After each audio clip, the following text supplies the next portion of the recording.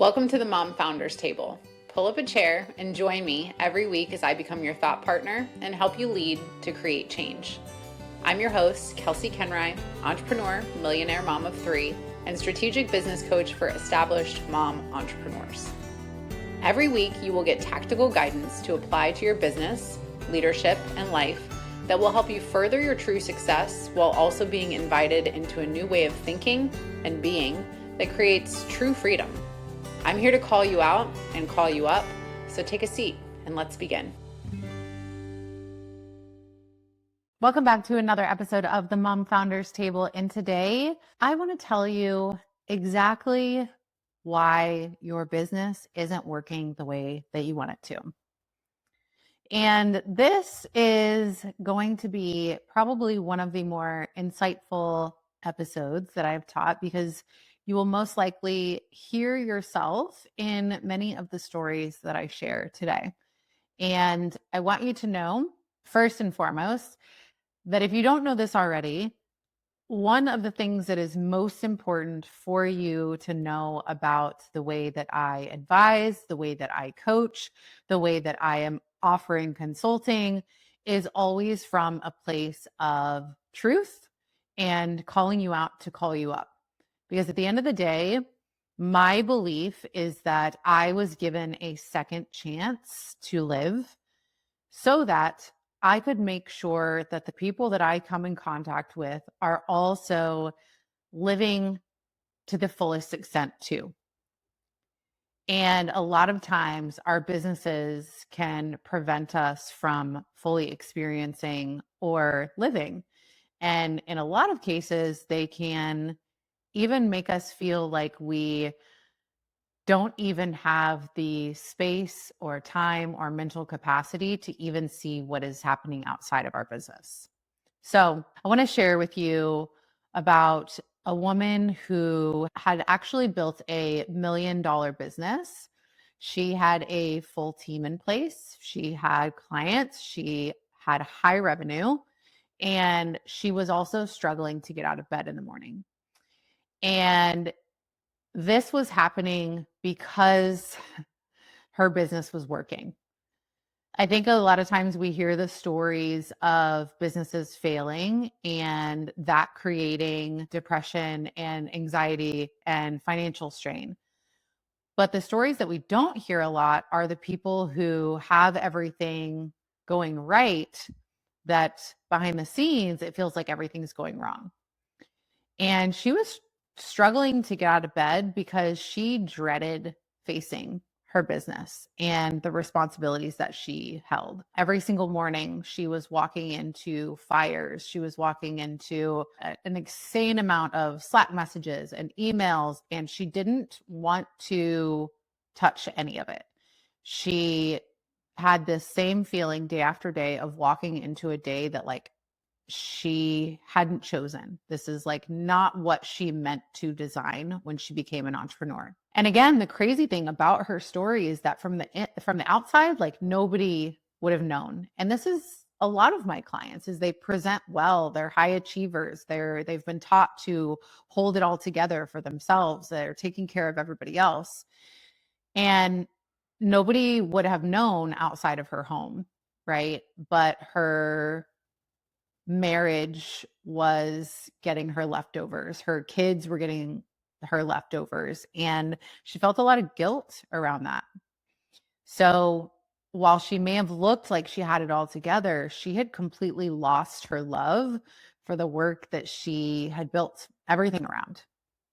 And I think sometimes our businesses take the blame because it feels like if I didn't have this business, I wouldn't feel like this. But then we get stuck in that thought because we're like, I can't not have this business because this is how I'm providing for my family. Honestly, it's not a business problem.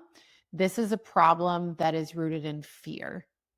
And so today I want to talk about how fear has actually been running your business, whether you recognize it or not, and tell you what you can do about it.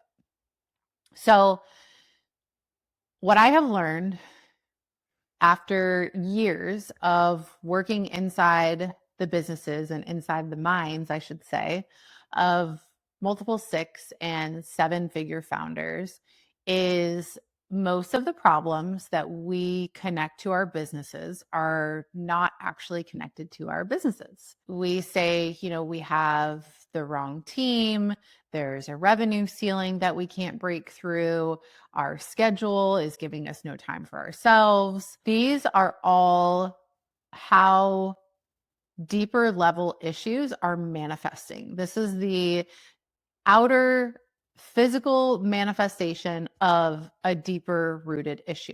What the actual problem is that most people don't want to admit to or don't have the mental capacity to diagnose, if you will, is that somewhere along the way, fear started making all of your decisions.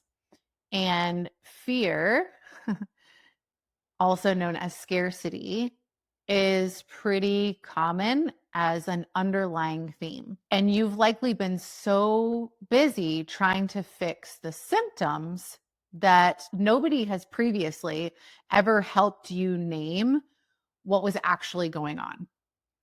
And there are 3 gears in your business, if you will, that all need to work together. And in every single one of these gears, which are your people, your processes, and your pricing, which is what I'm walking through all of my clients with, any of these businesses that I have worked inside, when something isn't working in one of these areas, there is fear hiding underneath at least one of them, if not all 3. So let me walk you through what this looks like so you can actually see and uncover like where fear has been running the show for you.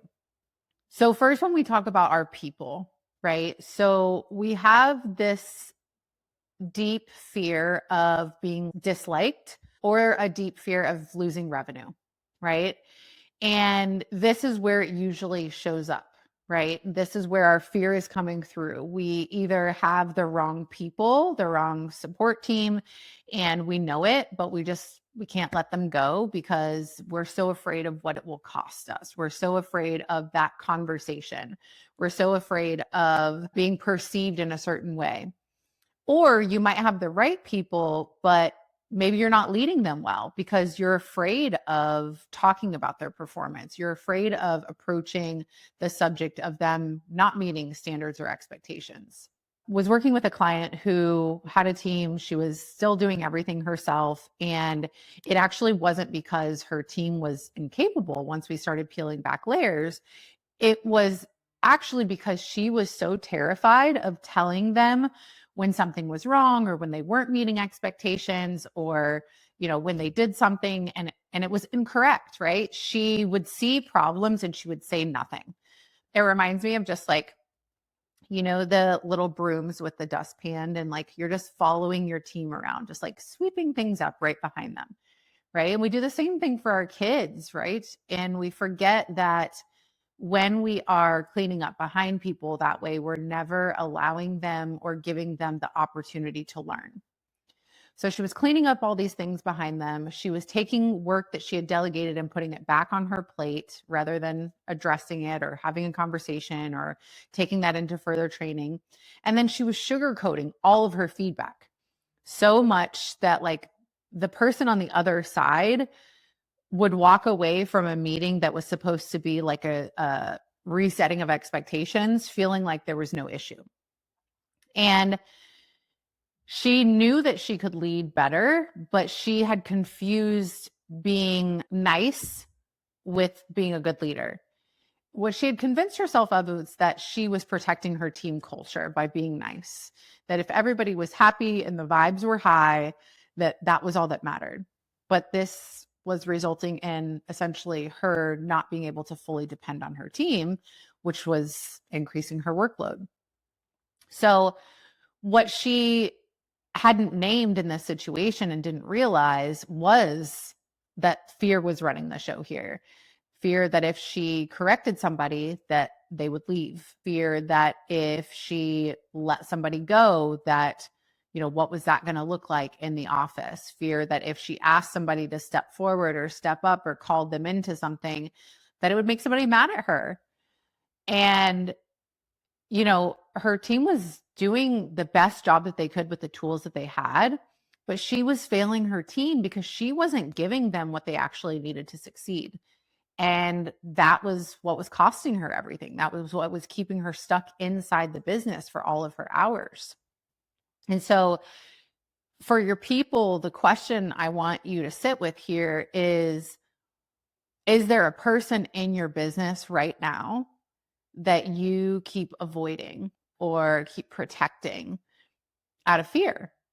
Because what may present as like your frustration or resentment of things not working the way that you want them to is usually a fear problem. You have fear that is preventing you from the conversations or the expectations, and that is going to keep you stuck if you cannot learn to communicate, if you cannot learn to coach up, if you cannot learn to empower, if you cannot learn to understand that communication is not conflict, and that honesty is kindness and clarity is kindness.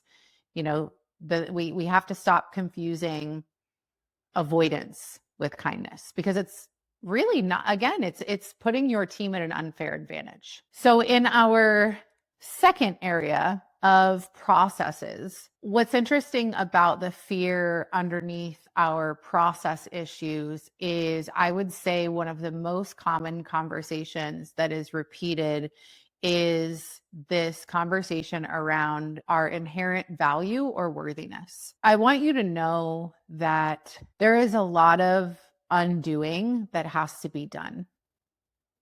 And I want you to know that you're not more valuable because you work more or because of what you do for other people. And this one is really like, I had my own reckoning around this piece because I love to fix things. I am really fucking good at my job, and I can fix basically any problem. And also, I am such a fixer, and I think so much quicker, and I can diagnose problems quicker than 99% of people. And that is a gift that I have. But also, that gift really puts me in a position to where I can overgive and overgive to my own detriment. And so, this fear that your value comes from how much you work, the second that this shows up, you aren't going to recognize it, because honestly, this is what so many people in the entrepreneur space file under: grit or dedication or commitment. And you can be completely committed and also not run yourself into the ground. So I was working with a client who runs a chiropractic clinic, and she helps people to heal from chronic stress every day. And she knew, even as a practitioner, what that stress was doing to her body. She knew that her stress levels were making it really hard for her to conceive. And her dream was to be a mom. And that's what she wanted more than anything. But she kept working with the same stress levels and the same hours anyway.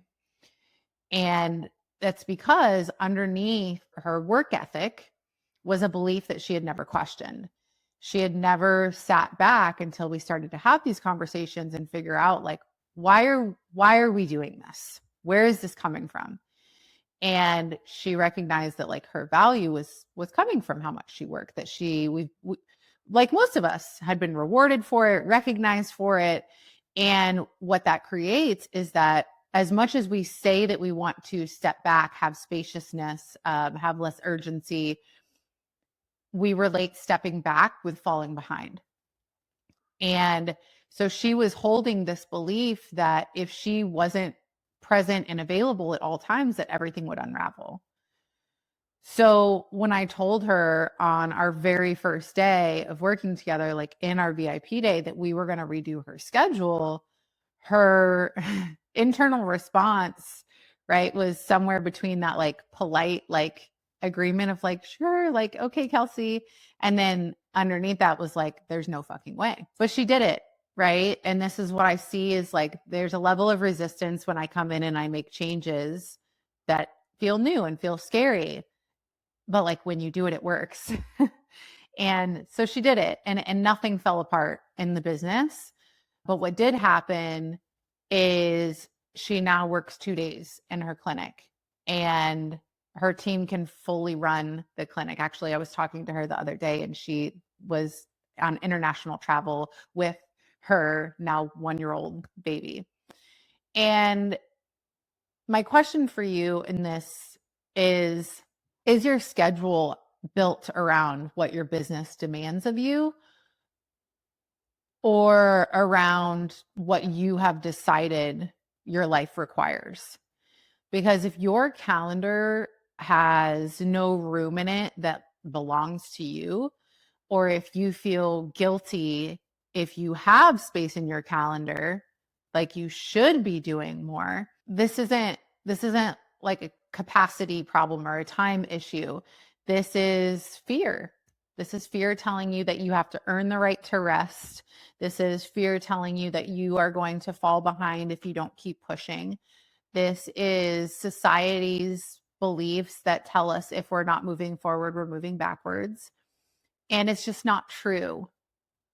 It's just not true, because at the end of the day, results in business are curated from a number of different efforts. But whether it's someone else doing those efforts or automated processes, like you being at your desk is not the thing that's going to create results. I'm sorry to tell you, even if that's been the way that you've done it in the past. And so a lot of times when I work with clients, it's that we have to break, right? Because that is what they know.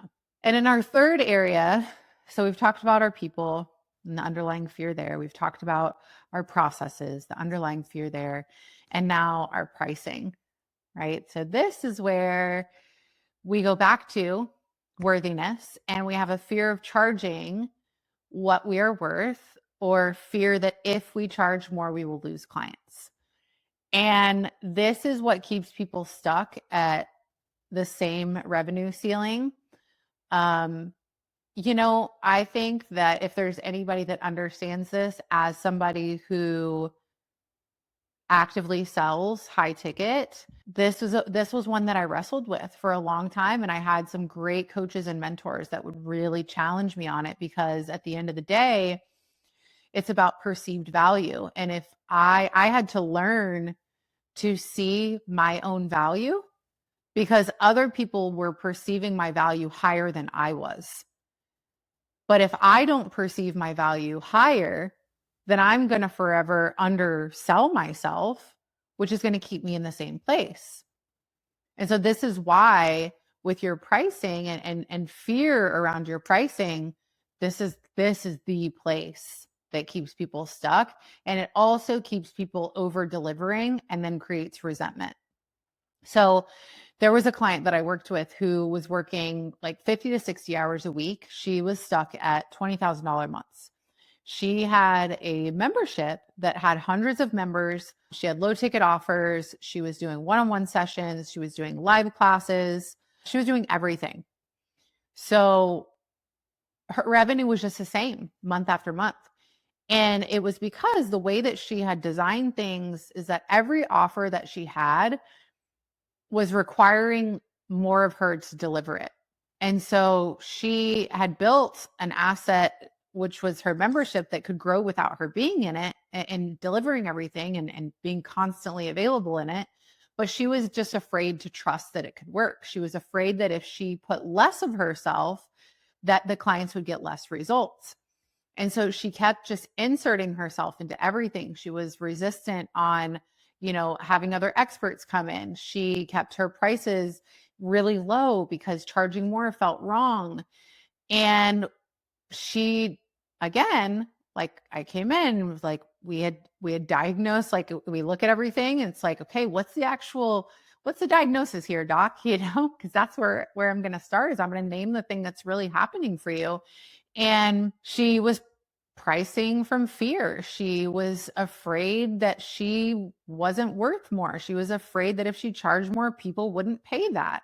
She was afraid that people were going to leave if she raised the prices. And luckily, she trusted me, right? And to be honest with you, with this client, the price increases that we did, because she runs a primarily low ticket model, which is, I mean, incredible when you hear the results that she's had in just a second. But like, we're talking like $10 to $20 increases on things for over the most part, and then introducing some new offers. So yeah, we rerouted everything. We shifted her entire marketing and sales strategy so that things were not disjointed, and we started pointing everything towards the membership, because that's where we wanted people to end up. That was her most scalable offer. We moved one-on-one sessions that she was doing into a small group model, and we raised her prices so slightly.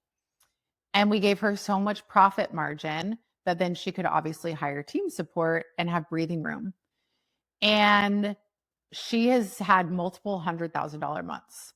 She's on track for a 7-figure year. She actually just returned to work from her second maternity leave. So we have worked together. Oh my gosh, this year is going to be 4 years. So we've been together 3.5 years. We've worked together. So she has gotten these results because she trusted the process, even though it was hard. And so my question for you on this is, are your prices actually reflecting the value of what you deliver, or are they reflecting what fear told you the market would accept? Right? Because when we are pricing ourselves, once again, we're holding ourselves up and we're kind of like, do I check these boxes and do I do these things? And we're forgetting to ask. Like, I had a friend of mine who really challenged me on this as well. And she was like, Kelsey, you are downplaying what you do. She's like, you're literally saving marriages. You are saving people from like a lifetime of regret about not spending time with their children. She's like, you can't say that like you're just fixing their businesses, because you're fixing their entire lives.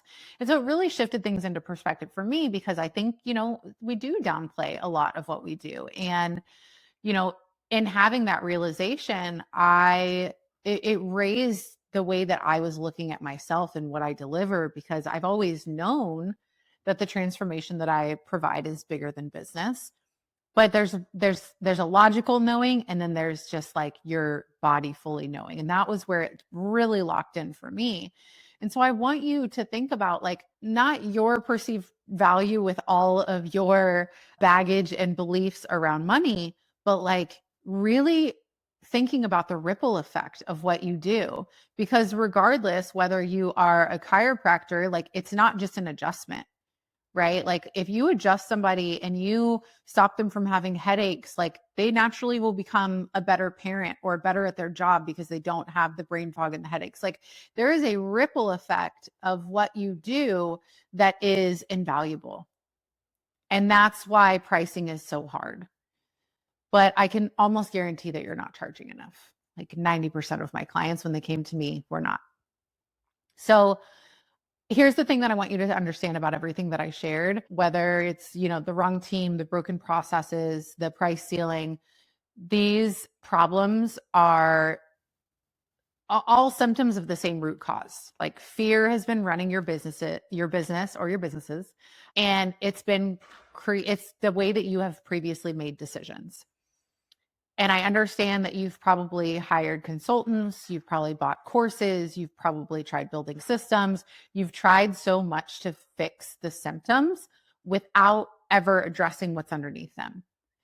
And again, like I say this with so much compassion because I get this. I have made decisions from fear. I understand, coming from where I come from, like how scarcity works. And I have kept the wrong people for too long. I have worked hours that were destroying, my sanity. I have underpriced my work for people that didn't value it. But the shift in where you're going next isn't going to come from just a better strategy that's going to help you fix these top level issues. It comes from having somebody who can actually see the fear patterns, who can name those fear patterns and who can actually help you connect the dots between those patterns and what needs to happen in your leadership, in your habits, in your behaviors, and what that looks like tactically in your business. So somebody who can look at your people, your processes, your pricing, and name what needs to be fixed within those things, but also name what needs to change within you to hold that fix. And that is the work that changes everything, which is why my advisory is bigger than business. And I want to give you a special invitation as a listener to an event that I'm hosting in January. This is a live 3-day event on Zoom. It's called Build a Business That Runs Without You. And I am going to do exactly what I just described. So we're going to look at your people, your processes, your pricing, and we're going to identify like where fear has been running your decisions and what to do about it. So the first day, we are really going into kind of diagnosing your problems and mistakes that people make and things that you have done to try to fix it and why it didn't work. The second day, I'm actually teaching you how to build this scalable infrastructure where all of these gears work together and what's necessary for you to have a business that can run without you.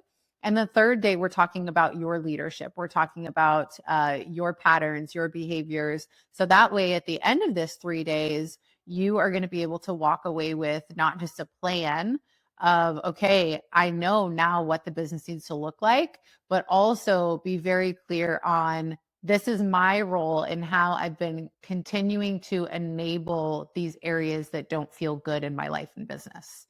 So I'm going to drop the link in the show notes for you. So if you've been listening to this episode and thinking like, okay, she's describing me, these are situations that I've been in, this is work that I know that I need to do.